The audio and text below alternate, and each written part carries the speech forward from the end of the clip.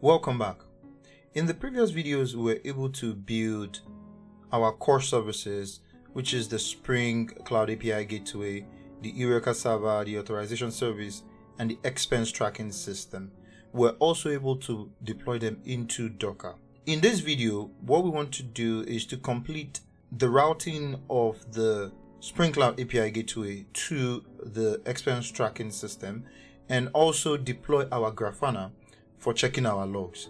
If you have not subscribed, please subscribe, leave a comment, click the notification button so you'll be able to see our future videos, and most importantly, please share with your friends. Let's get right into it. So what we've done so far, or what we've been able to achieve so far, is to route. We created an API gateway that uses the port 4000, and it routes to our authorization service, and it routes to our authorization service. All right. So in this video, our aim again is to route this to our income and expense tracker, right? But let's just first see what we have. Currently, we have this. This is the login. You create the login, and you're able to, generate your token, and we'll be able to use that token for our income and expense tracker. Now, currently on the Docker containers, the expense tracker is running on port 8081, all right? So if I go back to my Postman and I'm able to create transactions, let's just check transactions, for example. Now it is unauthorized simply because I am sure the token has expired. All right. So let's just go back, generate a new token. And then we can test with that.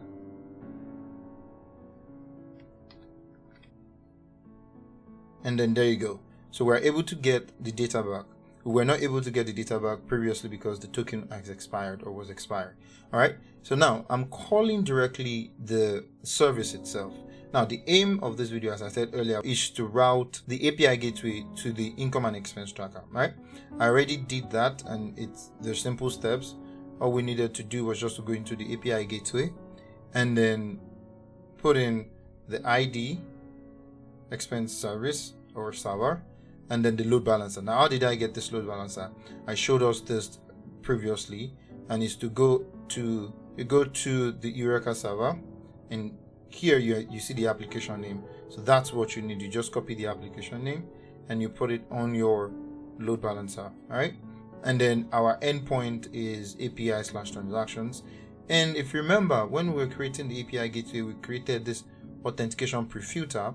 So we're going to be using the authentication prefilter to check if token was supplied or not. All right. And if the token is valid, you can do that. All right. So all I need to do here is just route it through my API gateway by just changing the port to 4000. And let's see how that works. Now that works too, because now I'm going through port 4000 again, which is my API gateway. My API gateway is port 4000, and I'm able to route it. Now, let's just do a simple test here, right? One of the tests is, let's just assume that this doesn't have a token, and just test it, right? Now, it is unauthorized because it is missing the authorization header. So now, if we go to the API gateway, you see the error is here, which simply means it is not coming with the authorization header or the bearer token, and you would not be able to make those calls. All right. So conclusively, we can say we are going through the API gateway. All right, which is good. All right, let us just try the post endpoint that we use in creating our transactions. Straightforward. What we just need to do is come here. We have, let's see, it's forbidden because we need to generate a new token. Let's just do that. And go back to, let's see this, let's take this out, and it's a post, transactions, and our bearer token, and then the body, and then we can post this, right? So we are able to create transactions, and we're also able to get our transactions. Okay, it should be /summary. Let's get our transactions. Awesome. All right. Remember, this is going through the API gateway. We're good on this. We've tested this, and it seems okay. All right. So now let's go into setting up our Grafana. So to set up our Grafana, the first thing we want to do is let's just set it up on Docker first, and then we move on to the applications. All right. So to do that, I already have the script here. These are the script. I'll add this to the description section. All right. So it's easy for you to get.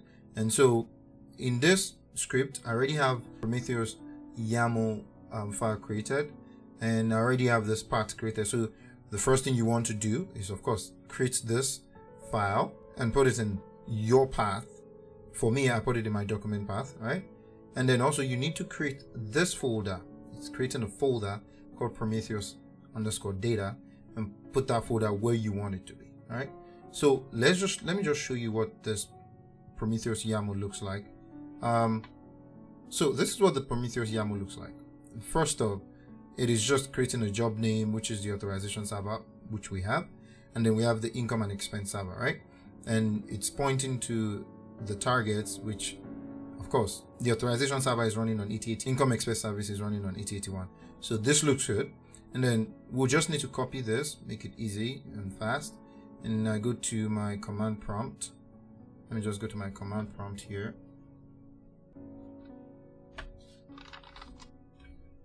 And then paste this, right? Let's see. All right, so it's downloading it.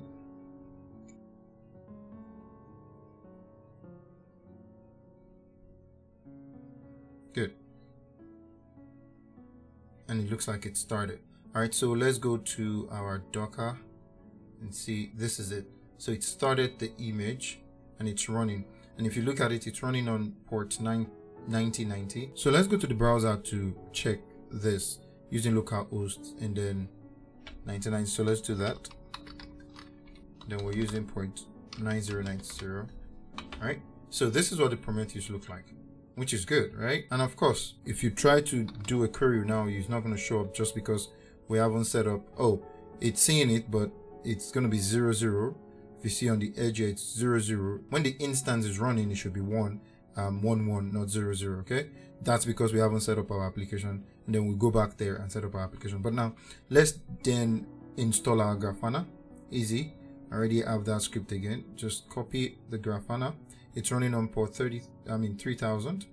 Copy this and let's run this again. Okay, that wasn't copied. Let's just do that.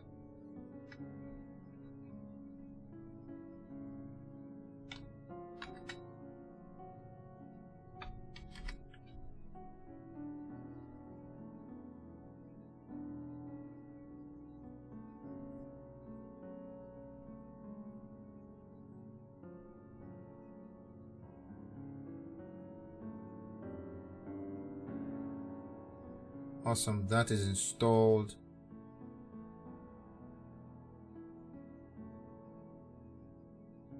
Yep, and it is running. Okay, so let's go back to Docker, and this is it, the Grafana, and it's running on port 3000, right? Let's go back to test this. Let's just use the localhost 3000, all right?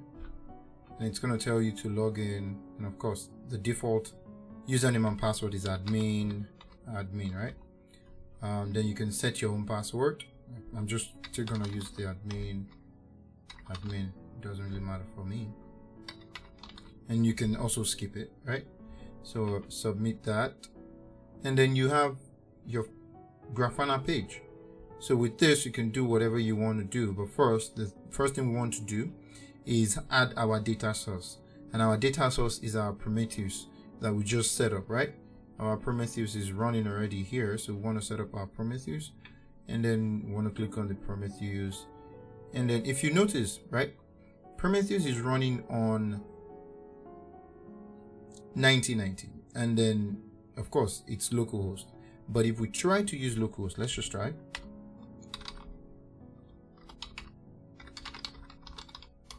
And then we use 9090, and just try to test this, right? It's not going to connect. So we are not going to be using the, let's just assume this is wrong, right?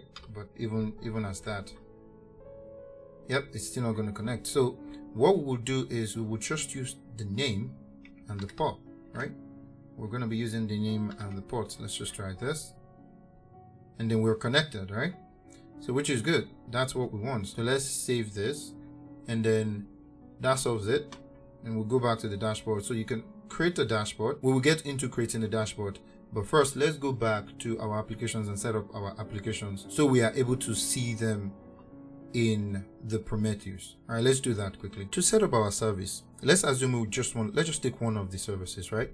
Let's assume we want to set up the authorization server so it is visible in both Prometheus and Grafana.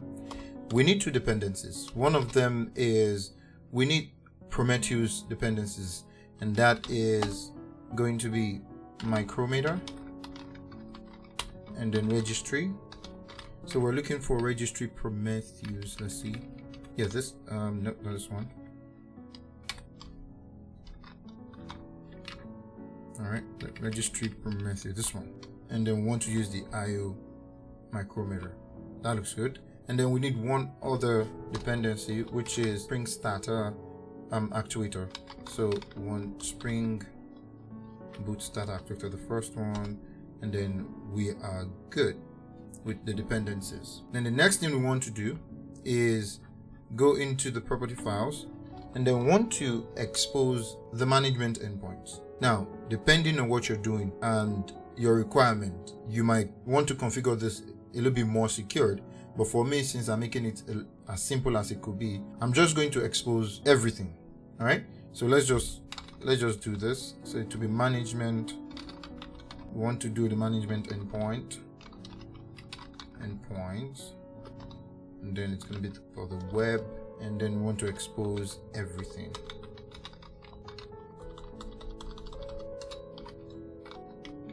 And then we also want to enable the Prometheus endpoint. So it's going to be endpoint Prometheus enabled. And that's going to be set to true. And let's just do one more thing. Let's just export the metrics also. So we want to do metrics, and then we want to do export, then Prometheus, just this, and then we want to enable it. Set it to true. Okay. All right. So let us deploy this into our Docker and try it. First, let's build it.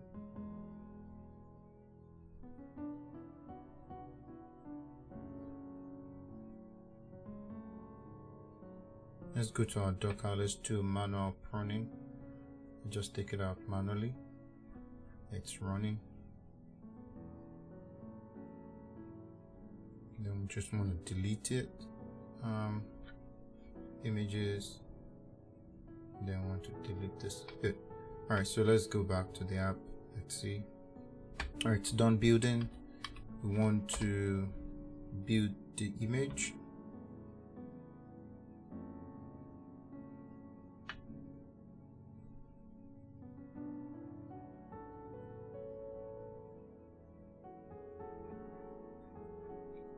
Let's see. Yeah, okay, the image is built. Now let's deploy this. Let's run it. All right, so it's running. And let's go back to the container, and this is the container. Now, just to check if our Twitter is working, let's see. So we can just do a local host 8080 with the context path. Let's see, /API/actuator. Oh yes, access to localhost denied. All right, so I think I know what we're missing. We're just missing the security. Okay, cool. Here, so we need to come here and just allow and permit the actuator endpoint. And how do you do that? Just come here and just do actuator, and then we can just allow everything. Again, you can restrict to whatever you want to do, but for me, I'm just gonna allow everything, and then we want to build this again. Let me just go there manually and stop this again.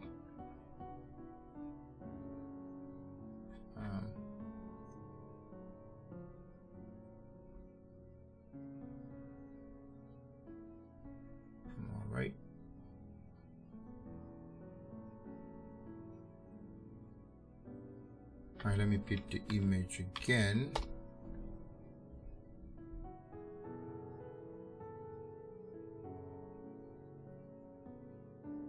Good. Now let's run this again.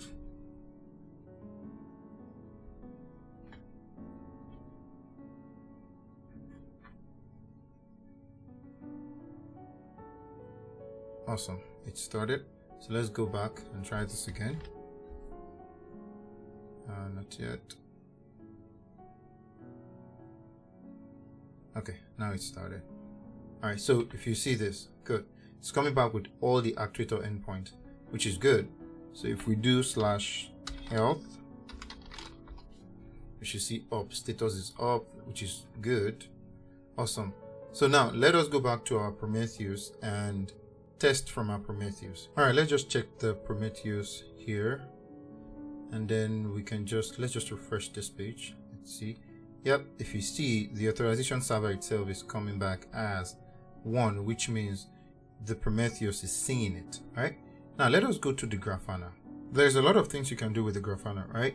But let's just do something simple, and I'll give you a template that we can also use.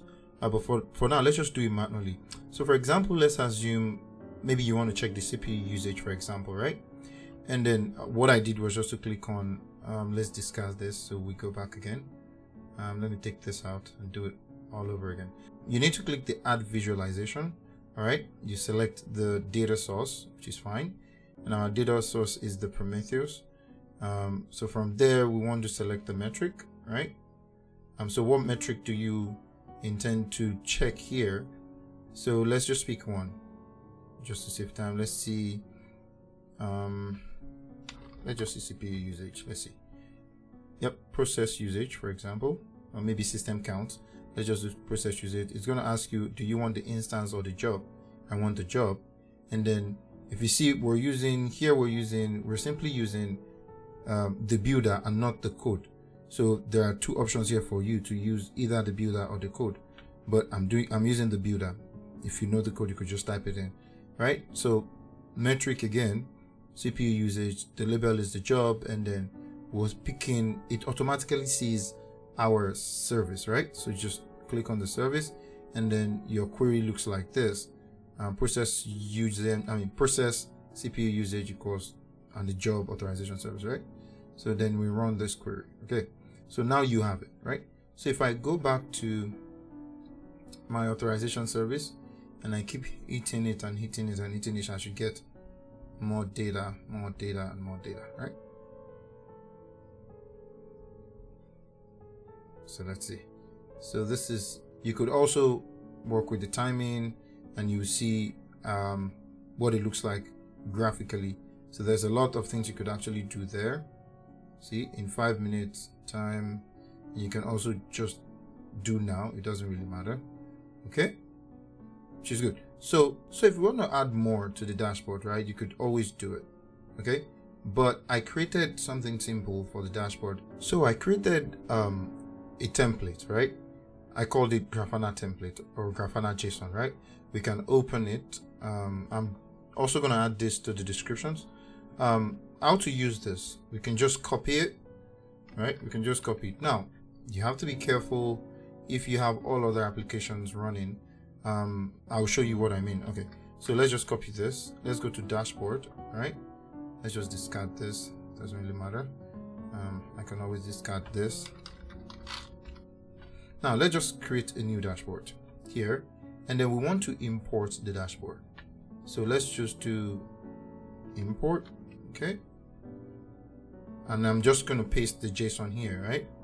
And load this. Let's just call it by default, the default name, and then we import this. Now, if you look at this, okay? Now I have only one instance running, which is the authorization service, right? So the authorization service, how long the system has been up, the system load average. It's going to show that the system CPU usage, of course, the usage again, depending on what you want. So I've created this to make it easy for us to pretty much create your own UI. You can always update this, right? Say, for example, the name of your instance is not the same name I have here. You can just click on one of them and click on the update, and then you are able to choose your instance, for example. So you could just come here and choose your instance, whatever you want to do. Okay. I'm sure your instance will be showing somewhere here, so you could just change it as you want. All right. In the next class, what we'll do is just wrap this up and just create the UI using Angular for this to complete the series of these classes. So again, if you have any question, drop it in the comment section and I'll attend to them accordingly. Once again, I'm super thrilled to be your instructor on this journey towards building excellence. Please subscribe, leave your comments, click the notification button to stay updated with our new videos, and most importantly, share this with your friends. And I'll see you in the next video.